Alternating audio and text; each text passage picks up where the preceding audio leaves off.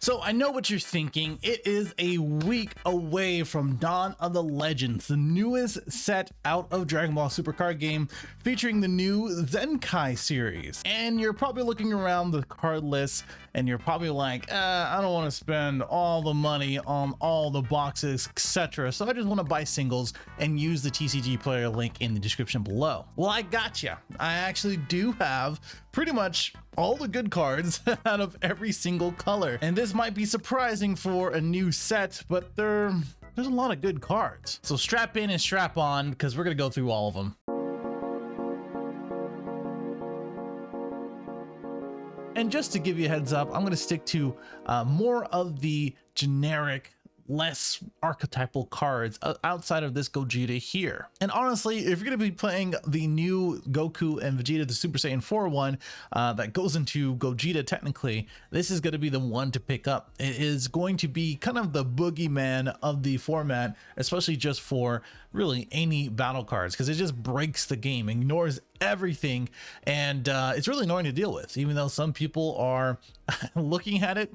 I'm looking at you, Jaden, and saying it's not that good, and I just don't see it that way. Next up, we have Super Saiyan 4 Gogeta, another Gogeta card, the Powers Connection. This guy is a auto look at the top 3, get any red card. He is a +2 pay 2, which is a 4 markers as soon as you play it, which is just broken.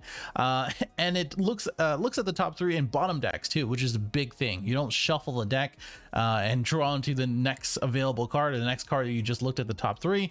You guarantee that you're not going to see those other 2 cards, which is great. The one battle card is interesting because now you can play Broly, Crown of Retribution, and you have the Super Saiyan 4 Goku and Vegeta archetypal cards, Rushing Warrior Pan, a lot of good targets, and it's just red battle card, not red Saiyan card. Just like we have the red Bardock leader, this is not restricted, and the -4 for double strike and 30k, pretty legit. Then we have the newest TP. This comes out of the TPs, obviously, because it's a winter tournament pack. It's the Super Saiyan Sun Goten. Basically is a 15k 1 energy when you have 3 or more energy and your leader is a mono red Saiyan. It does have double strike, which is awesome. The activate main is that it gains 5k for the turn, and then you get to choose one of their opponent's battle cards at -20. So it is a 15k double striker attacker. It's a 20k double striker attacker in Pan. It draws 2 in Pan, or draws 1 here because it just replaces itself. And basically you get to remove something for 20k, or something that does have 20k. Easily super good. Then we have Defender of Life. So this got previewed back when I was at San Diego Comic-Con, and honestly, it hasn't really lost its luster. The only downside of this is the high cost of 3 Zenkai, which is okay. I mean, later in the game, you're going to be able to have that 3 Zenkai pretty easily, and all these newer Zenkai leaders get Zenkai energy pretty easily because you're just going to be comboing it for free, or any of the other combo cards that you're going to be using to get that Zenkai energy.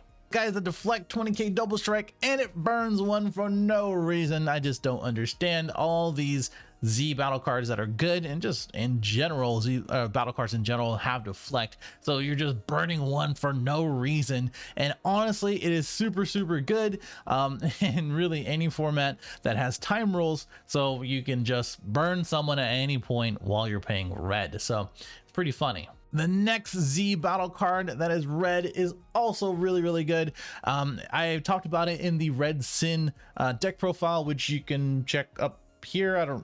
That way, it's that way, yeah, you can check that out there, where basically it's a 2 for 2 Zenkai 2 energy, has deflect. It is a 20k attacker because you're going to be comboing 1 with his auto, and then removing either a marker that has 15k, or you can remove something that has 15k that is a battle card, which is just so good because you can just restand, get 25k double strike, and then barrier if you have 4 more Z energy, not so much of energy itself, which is so good. Again, you're getting that 6 Z energy in Red Sin, so this is one of the best, if not the best, Z battle card that you can use, period, for Red Sin, that is. But any other deck, super good. All right, looking into the blue ones, I've expressed so much how much I love this cell. It is a 3-cost 2 Zenkai, which is just nuts. This should be like 3 or 4 because it's a board wipe, but it is a 25k critical. There's like some weird like design mishaps that Bandai is going through for this set. Like some stuff costs like 3 Zenkai 1 energy, or like 4 energy or 5 energy 2 Zenkai. Like I just don't understand where they're going with, but 3 cost 25k, has critical deflect and 2 Zenkai, which is a low cost of course, and it bottom decks all things 5k or less, not ignoring barrier. And then it places underneath the it places under the card, and then it uses the skill afterwards to remove it. And if it's 4 or more, you get to have triple strike critical. What more do you need? This is super good in Gamma because you just pay the 3, board wipe, and then restand the 3 afterwards, and it is technically an android, so it has the traits for that type of thing too. Then we have this 1 cost 3k or 3 Zenkai that I was talking about before. So basically you pay this for 1, you place 1 Z energy in the owner's drop, and then in the turn you remove this from game, and then you bottom deck a 5 cost or less, which is the one I was thinking about bottom decking, not the cell. But the activate main is that your leader card is mono blue, you discard an extra card from your hand, draw 1, and it gains critical, and now it's a 15k critical. So for 1, you get to bottom deck something, get something that's a 15k critical, and it is just a nice attacker. So really on deck, blue actually has removal, which is why this is super important to have. Speaking of more blue Goku battle cards, not so much of a Z battle card, but this guy has deflect, triple strike, barrier, and blocker. Just put all of the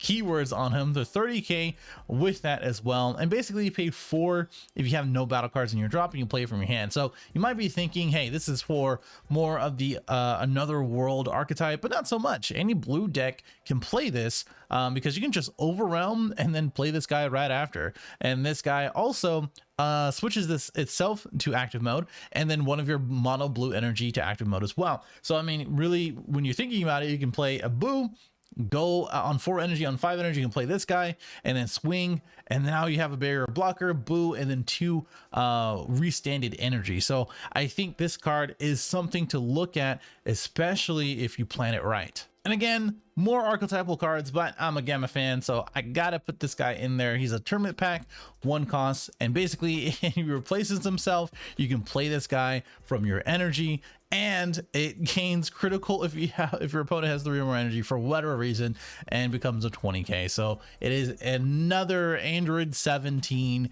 another Android target, and a ribbon army, which is the really good target for the top 5, 14, and 15 card, I do believe. So this is really good to have if you are playing Gamma. And now we have this 2-cost Frieza, which only requires 1 Z energy. So on demand, you have a deflect double striker 15k, and you can KO something 5 or less just for 2 energy. And the cool thing about this is that when one of your other green battle cards into 2 or more attacks, your opponent has to discard 1. So if you didn't know, these guys do stack. There's no reason why these guys stack. If it's one other green battle card, these guys can just be in the field, 2 of them, that is, and when you swing with them, they'll have to pitch 2. So pretty cool. Then we have a very generic Piccolo card, which again, like, green unisons are actually pretty good. We have King Vegeta, we have the Dark Broly, we have Demigra, we have a couple other ones that have in power because of Green Cooler, and now we have Piccolo, which now you can just pay 2. You can throw this really in any deck and just draw a card. And the cool thing about this is that it correlates with like Shocking Death Ball, if I don't know if anybody plays that, Dormant Potential, Frieza counterplay, all of these when you KO something on their turn, and it becomes a 20k unison. But the draw is really nice, or if you need a dual attacker 15k, it is just so versatile. And it's not bad. It's like, it's not a bad card, and just really good if you don't know what other unison to put in. If you do know, you're probably gonna be playing this guy where he has in power 5 for whatever reason. And when you use a union skill, so Cell and Trunks are gonna be benefiting this, you're gonna add a marker to it. Now, the activate main is that you place 1 card from your hand in the bottom deck, reveal a Union Fusion, and then add 1 battle card, etc., etc., just like the Goku. And then the real biggest thing, which is why this is on this list, is this -6. Basically, if you have, I don't know, anything, a Demigra, a 3-cost unison, whatever it may be, you can place it on top, gain those 5 markers with these 2, go to 7, -6, and now you have a 15k attacker, along with 2 cards out of their hand just for paying 2 energy. So basically a new rebrand. And finally, we have the Fated Rivals. So these guys are super good. The Goku offers 2 costs on 3 energy, that is, as long as you have a Saiyan, Earthling, or Namekian in your Z energy and bottom deck it. You get to play it from your hand, and then you get to pop something, ignoring barrier, and now you have a 30k barrier double strike for whatever reason. Super good. But the real thing is that now you can play this Piccolo for 1 energy, and the cool thing about this guy is that on 3 energy is basically the play where you play the Goku and you play the Piccolo right after. He's a 25k dual attacker for 25k. I just don't understand why they printed this as well. But if your leader is green, which it's gonna be if you're playing a green deck usually, every time that attacks they have to discard 1. So you're basically making them pitch 2 cards after their 2 swings. But the real cool, amazing part of this card is that as soon as you pay it for that 1, each of your Z energy counts for 1 less marker of their unison. So if you have 4 Z energy, when you play this guy, you're removing 4 markers, no questions asked, because it's part of that activate main, which is just bonkers. All right, on to yellow, which they don't really have that much. I'm gonna have to tell you, I do like this pan, which is a dual attacker, 15k, because you get to use the basically combo this into your Z energy. And it leaves your Z energy for another Z battle card, whatever it may be. You get to pay 1, and then now you get to swing with this. It gains you something, which is more Z energy, basically the 5k combo power, and you get to ignore barrier, KO something in rest mode, which is just awesome. It's just a solid card. I think people might use this, might not. I think it really just correlates to the Z battle cards, the yellow Z battle cards that you might use throughout the game. I hate this card. So if you if you play against this card, it is just silly. I don't know why they give this to yellow. I think yellow was perfectly fine. Like, you know, yeah, I mean, sure, the leaders are like, okay, you know what I'm saying? But we do have the new Goku, the reboot Goku, and that is perfectly fine. They could have just stopped there. But honestly, they printed this one where it's an evolved defender, deflect barrier 25k for whatever reason. When you play it, you get to send Shenron one of their cards, which is a leader, unison, and battle card in rest mode, and they can attack with it. They can restand, but they can't attack. And the auto in rest mode, I don't know why they did this. It has no once per turn. It has no once per turn where you can place one of your Z energy and drop, and then you get to choose one of your opponent's battle cards in unison and switch to rest mode and negate this skill for the turn. I'm sorry, not once per turn, but limit. So if you have 2 of these guys on board, I mean, just. So it's a better poutine because it negates the skills and they can't do anything about it. So they just pay 2, they pay the 3. There you go. It's just super annoying to play around. And kind of a specialty card, we have this Oolong 1 for 2 Z energy. Basically, you copy attack power from pretty much anything anywhere on the field. So you can copy it from their field, your field. You can copy a 25k, 30k, 40k if you really want to, like an ultimate, and then you can swing with it. And I think the biggest thing here is Mira, Oolong, copy, cooler, one of the swings, and GG. Basically, because Mira gains the power for the turn, so you can have a 60,000-70,000 Mira created absorbed, and now you have the same thing in Oolong, and you can just cooler whatever they say no to, basically. So watch out for that. Pick up the card if you can. All right, black. So black doesn't really have too much. This is a stretch to say it is good, but it is notable in Overrealm and as well as Dark Overrealm decks. So if you are playing black and you are going to be doing one of those things, now you have a 6-cost removal and as well as drawing 1, so you can replace that card that you're going to be using. So you can just like Bardock Awaken Instincts, draw 3 from that, and then warp something right after. But the 3 Zenkai costs, it's a little steep. It also does have unique, which does make sense. Now the real heartbreaker is the Heartless Berserker, the guy who has 6 Overrealm, basically made for Dark Broly because it's a 0/0, and basically you get to warp something on their field, and as well as play it if your leader card is black. So basically, if you pitch this with something, overwhelm, and then pay 2, it has no cost as far as your leader, or not your leader, but you or your opponent needs a certain amount of energy. Now you have removal. Now you have a 30k. It has a 0/0, but the most important part is just making sure that you have it on field. Begrudging Ally. So this guy, oh man, this is the newest counterplay for black, and it finally has a generic counterplay. You don't need anything too crazy. Your life is at 4 or less, is 1 cost, and now you get to respond to a 3 cost or less and get sent to warp instead. And you can also send one of their battle cards from their drop to their warp, which is cool, I guess. But now again, 1 cost, 3 or less answer. Don't really need to have all your energy to be black for Super Kamehameha, for instance.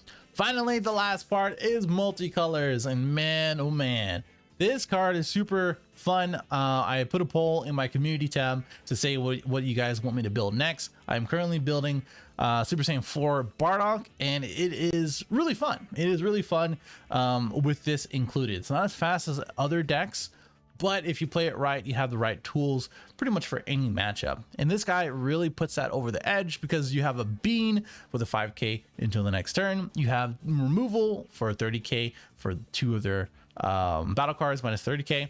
And now you have hand control with their hand being, or one of their cards in their hand have to send to warp. And it's just a 30k deflect double striker. And it's also, by the way, in Super Saiyan 4 Bardock, the multicolored one, a 0/10. So think about that for a second.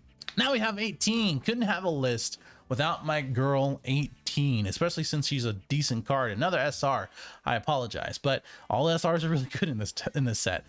She has a critical arrival for 3, which again in Gamma you can just untap the 3.